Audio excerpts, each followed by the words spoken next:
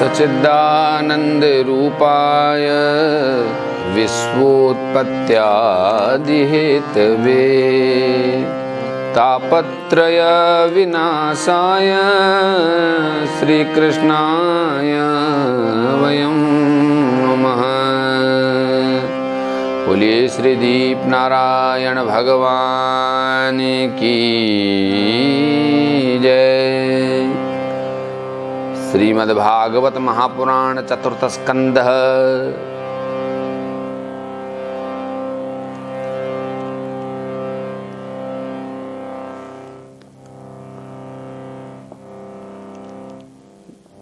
आइए श्रीमद् भागवत जी के चतुर्थ स्कंद के 14वें अध्याय के 23वें श्लोक से कथा का वापस सुनते हैं। महाराज वैन ने मुनियों के समझाने पर उनको कहा, क्या कहा? मुनियों ने कहा कि देखिए आप यज्ञ वगैरह बंद मत करवाइए, ये जो समाज में धर्म की स्थापना रहेगी तो आप रहेंगे, धर्म नहीं रहेगा तो आप भी नहीं रहोगे। तो वैन ने कहा, बालिशावत यूयम वा अधर्मे धर्ममानिनः ये वृतिदंपति हित्वा जारम पतिमुपासते। वैन ने कहा कि तुम लोग बड़े मूर्ख हो, तुमने अधर्म में धर्म बुद्धि कर रखी है, तभी तो तुम जीविका देने वाले मुझे अपने पति को छोड़कर किसी दूसरी जार पति की उपासना करते हो। बोले पैसे तो मैं देता हूँ, आहुति किसी और को देते हो। अवजानन्त्यमि मूढ़ा नृप रूपीणमीश्वरम नानुविन्दन्ति ते भद्रम यह लोके परत्रचा।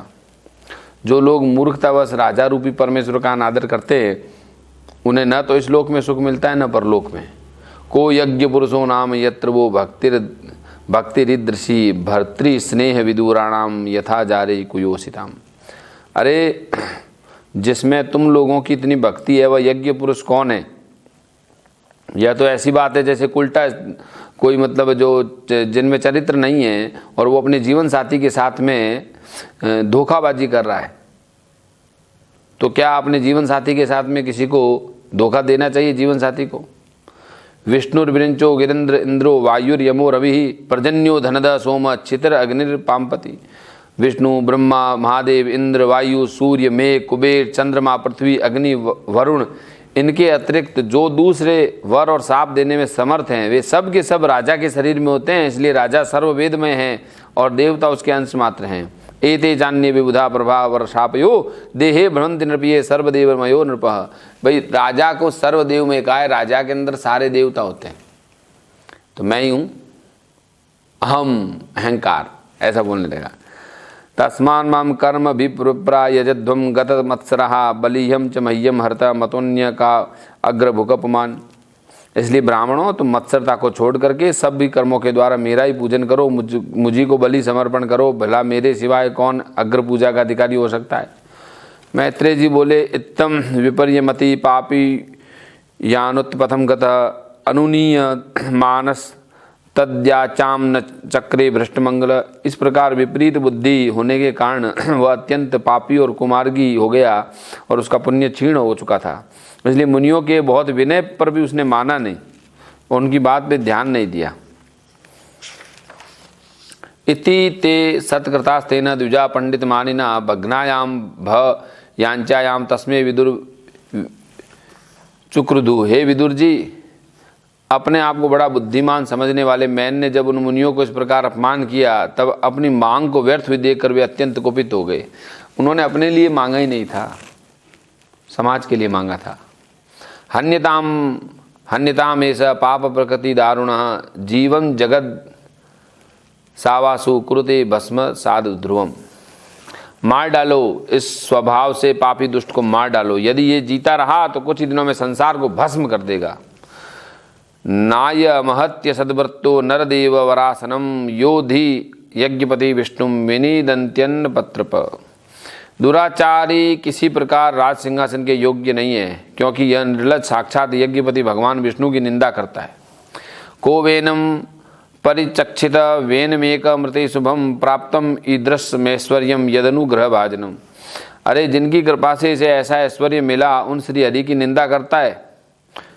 उनको छोड़ करके कौन कर, हरि की निंदा करने वाला ये आदमी, जिनकी कृपा से ये ऐश्वर्य मिला उनकी निंदा करता है। ये अभागा है, ये तो अभागा है। और ब्राह्मणों में ऐसी शक्ति है कि वो किसी को भी अपने श्राप से भस्म कर सकते हैं। वो त्यागी, वो तपस्वी, किसी से भी बैर न रखने वाले ब्राह्मण। इत्थम व्यवसिता हंतु मृषसो रुडमन्यव निजगृहुन हुंकृते वनम हतमच्युतानंदया। ऐसा करके उसे मारने का निश्चय किया और भगवान की निंदा करने के कारण वो पहले ही मर चुका था, इसलिए केवल हुंकार से ही उन्होंने उसका काम तमार कर दिया। हुंकार, हुंकारेण। हुम में बड़ी ताकत है। हूं की साधना करनी पड़ती है, ये तो सीखना पड़ेगा हूं कैसे किया जाए। हुंकार से भस्म किया। ऋषि भी स्व आश्रम पदम गते पुत्र कलेवरम सुनीता पालिया मास विद्या योगेन सोचती। अब जब मुनिगण अपने आश्रमों को चले गए तो वैन की शोक आकुल माता सुनीता मंत्र आदि के बल से, अन्य युक्तियों से अपने पुत्र के शव की रक्षा करती रही। उसने क्या किया कि अपने उस पुत्र की रक्षा, कैसे शव की रक्षा करना। आजकल कोल्ड में डाल देते हैं बॉडी को, उसके शरीर में हृदय, उसका जो ब्रेन और ये सब उसका खराब ना हो। तेल में डाल दिया, बहुत प्रकार के रासायनिक तेल थे, आयुर्वेदाचार्यों को बुलाया, तो राजा तो था ही, तो ये सब उसको किया और उसको सुरक्षित रखा, उसके बॉडी को, उसके शव को, शव की रक्षा करने लगी। एकदा मुनियस्ते तु सरस्वत्य सलिलाप्लुता हुत्वा अग्निन शतकथा चक्रुपविष्टा सरितटे। एक बार इस सरस्वती के जल में मुनि लोग स्नान कर रहे थे, अग्निहोत्र किया था, नदी के तीर पर बैठ करके हरि चर्चा कर रहे थे। मुनि लोग अपना आपस में सब एक दूसरे से बात कर रहे थे। सरस्वती नदी के तीर पर बैठ के भगवान हरि का नाम ले रहे थे। हरि का नाम तो लेना ही चाहिए, है ना। हरि नाम सुमिर सुख धाम जगत में, जीवन 2 दिन का। हाँ, हरि नाम सुमिर सुख धाम जगत में, जीवन 2 दिन का। हरि नाम सुमिर सुख धाम जगत में, जीवन 2 दिन का। ये चर्चा करते हैं। हरि चर्चा का मतलब जीवन की क्षण भंगुरता पर विचार, यही है हरि नाम। और एक विक्षियोत्थितास तदोत्पातान नाहुर्लोक भयंकरान अप्यभद्रम नाथाय दस्युभ्यो न भवेद भुव। उन दिनों में 3 लोगों में आतंक फैल गया था, उपद्रव होते थे। आजकल पृथ्वी का कोई रक्षक नहीं है, इसलिए चोर डाकुओं के कारण सब कुछ न कुछ अमंगल तो होने ही तो नहीं होने वाला है। और वहाँ पे इसलिए चोर डाकुओं के कारण उसका कुछ अमंगल तो होने ही वाला है। एवं मृषंदृश्यो धावताम सर्वतो दिशम पाशुम समुत्थितो भूरिस चोराणाम अभिलुप्तताम। ऋषि लोग ये भी कह रहे थे कि हमने वैन को तो मार दिया और वहाँ पर सब दिशाओं में धावा करने वाले चोर डाकुओं के कारण एक धूल देखी कि ये चोर डाकू मुनियों से तो क्या लेंगे बाबा जी, ये कमंडलू है, लेकिन गांव वालों को, नगर वालों को, गृहस्थियों को, व्यापारियों को लूट रहे थे। और उन्होंने देखा कि ये तो बहुत मुश्किल हो गया, कोई व्यवस्था नहीं है, कोई न्याय नहीं है, कोई तंत्र नहीं है। एवं मृषंतम ऋषियो धावताम सर्वतो दिशम पाशुम समत्थितो भूरिश्चोराणाम अभिलुप्तताम तद्रुप द्रव्यमाज्ञाय लोकस्य वसुलुम्पताम भर्तुर्युपरते तस्मिन् योन्यम च जिगासन्ताम। अब देखते देखते वे समझ गए कि राजा वैन के मर जाने के कारण देश में अराजकता बढ़ गई है, राज्य शक्तिहीन हो गया है, चोर डाकू बढ़ गए हैं।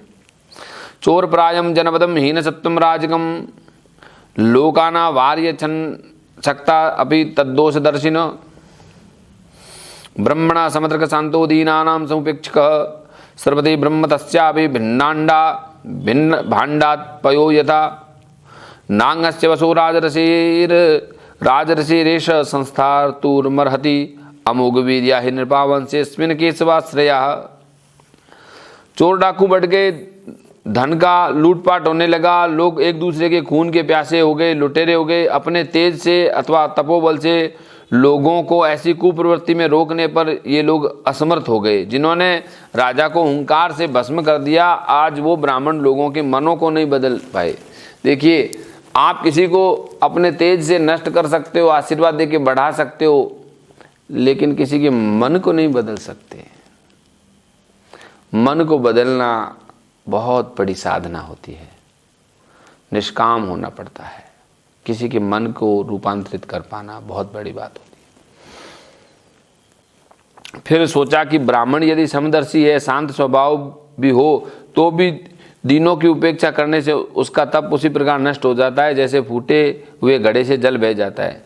यदि ब्राह्मण समदर्शी है, शांत स्वभाव भी है, तो भी दीनों की उपेक्षा यानी गरीबों की उपेक्षा नहीं होनी चाहिए। अब उन्होंने सोचा कि ये गरीब है, अब तो फिर कोई उपाय ढूंढना पड़ेगा। ब्राह्मणों का ये धर्म है कि गरीब की उपेक्षा ना करें। कोई गरीब है तो उसकी गरीबी कैसे मिटें, इसके लिए वे उसे धर्म का मार्ग बताएं, उपदेश दें, उसके पापों का क्षय हो। यदि ब्राह्मण की शरण में समाज आया है तो ये यहाँ पे ऐसा ही उपदेश बताया गया है। तो ऐसा निश्चय करके ब्राह्मण समुद्र का शांतो दीनानाम समुपेक्षक स्वृते ब्रह्म तस्यापि भिन्न भाण्डात् पयो यथा नांगस्य वसो राजरसे रेर संस्थातुर्मर्हति अमोघ वीर्या हि नृपा वंशे अस्मिन् केशवाश्रयः विनिश्चयित्वम् ऋषियो विपन्नस्य महीपते मम मंत्रुकम तरसा तत्रासीद्वाहुको नरः। ऐसा राजर्षि अंग का वंश भी नष्ट नहीं होना चाहिए, क्योंकि उनकी अमोघ शक्ति और भगवत परायण राजा ऐसा होता ही नहीं है। वैसा तो ऐसा निश्चय करके उन्होंने मृत राजा की जांग को बड़े जोर से मथा, तो वहाँ पे ऐसे कहते हैं कि बौना पुरुष उत्पन्न हुआ। ये ब्राह्मण समदर्शी थे, है ना, और उन्होंने सोचा कि राजा नष्ट हो गया, तो उन्होंने राजर्षि अंग का वंश नष्ट नहीं होना चाहिए, इसके लिए वो उसकी पत्नी सुनीता के पास आए और उसके जो राजा वैन मरा हुआ जो था, उसके राजर्षि अंग का वंश भी नष्ट नहीं होना चाहिए। तो उन्होंने अमोघ शक्ति और भगवत प्राण राजा हो चुके, तो उन्होंने जो मृत राजा है उसकी जांघों को मंथन किया, तो उसमें से कहते हैं बोना एक पुरुष उत्पन्न हुआ। अब ये जो बोना पुरुष है, काक कृष्णो ते हर्षवांगो हर्षबाहुर महाहनु हर्षपानीम न नाशाग्रो रक्ताक्षस ताम्र मूर्धज। वो कौवे के समान काला, उसके अंग भी छोटे थे और जबड़ा बहुत बड़ा था, टांगे छोटी, नाक चपटी, नेत्र लाल और केश तांबे के रंग से थे। अब आपको कोई ऐसा व्यक्ति मिले जिसका रंग थोड़ा काला हो और सभी अंग और विशेषकर भुजाएं बहुत छोटी हो, हाथ छोटे हों और जबड़े से उसके बहुत मतलब बड़ा हो और टांगे भी छोटी हो, नाक चपटी हो, चपटी नाक, नेत्र लाल हो और केश तांबे के रंग के समान हो, तो आप ये समझ लो कि ये उसी वंश का चला आ रहा है जो वंश उसका था। ये उसके वंश से ही ऐसा संभव हुआ है।